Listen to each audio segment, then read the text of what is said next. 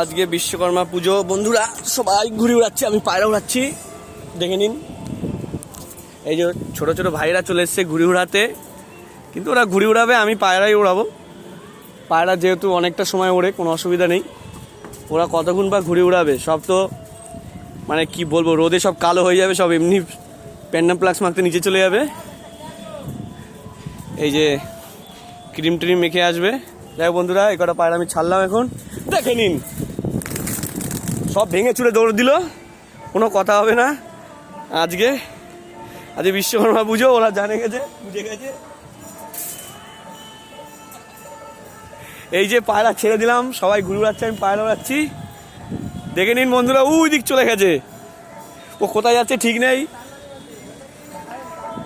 এইবার পায়রার সাথেও টানাটানি বাঁধবে।